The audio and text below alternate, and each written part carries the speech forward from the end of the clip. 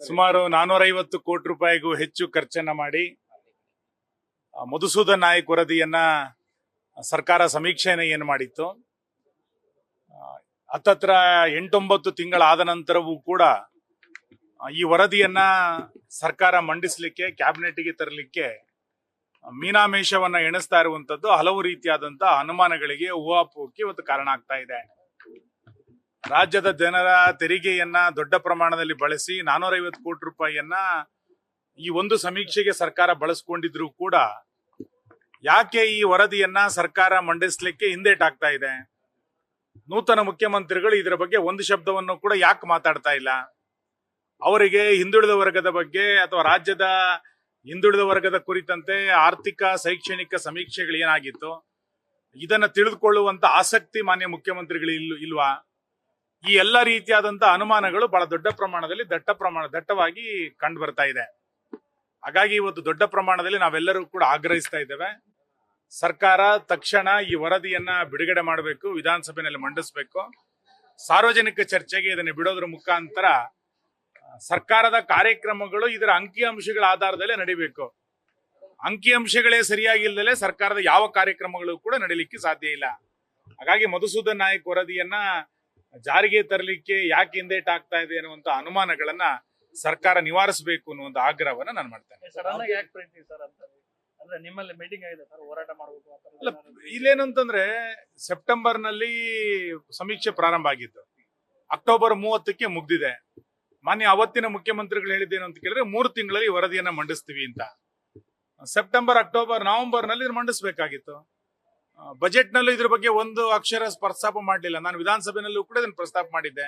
ಯಾಕೆ ರಾಜ್ಯಪಾಲರ ಭಾಷಣದಲ್ಲಿ ಇದನ್ನು ಸೇರಿಸಲಿಲ್ಲ, ಬಜೆಟ್ ನಲ್ಲಿ ಯಾಕೆ ಸೇರಿಸಲಿಲ್ಲ ಅನ್ನುವಂತ ಕೇಳ್ತಾನೆ ಇದ್ದೆ.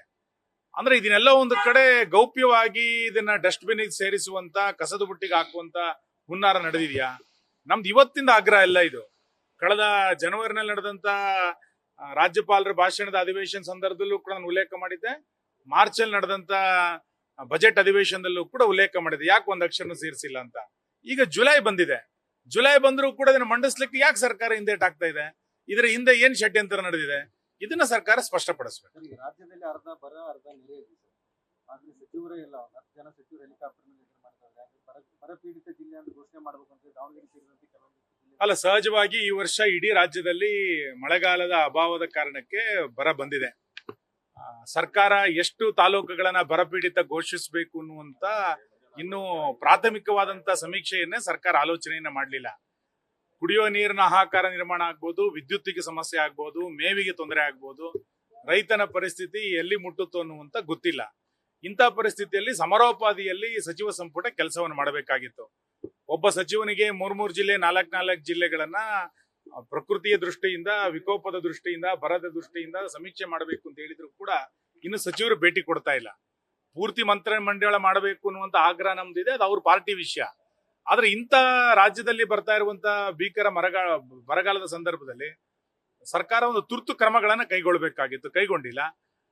ಇದಕ್ಕೆ ಬೇಕಾದಂತ ಅನುದಾನಗಳೇನ್ ಬೇಕು, ಯಾವ ತಾಲೂಕುಗಳನ್ನ ಘೋಷಣೆ ಮಾಡಬೇಕು, ಜುಲೈ ಆಗಸ್ಟ್ ನಲ್ಲಿ ಯಾವ ತುರ್ತು ಕ್ರಮಗಳನ್ನು ಕೈಗೊಳ್ಳಬೇಕಾಗಿತ್ತು, ಇದ್ರ ಯಾವುದರ ಕುರಿತಂತೆಯೂ ಕೂಡ ಸರ್ಕಾರ ತೆಗೆದುಕೊಳ್ಳಿಲ್ಲ. ನಾನು ಆಗ್ರಹಿಸ್ತೇನೆ, ತಕ್ಷಣ ಅಧಿವೇಶನವನ್ನು ಕರೀರಿ, ಇದು ಎಲ್ಲದರ ಕುರಿತಂತೆ ಚರ್ಚೆಯನ್ನ ಮಾಡೋಣ ಅನ್ನುವಂತ ಆಗ್ರಹವನ್ನ ನಾನು ಮಾಡ್ತೇನೆ.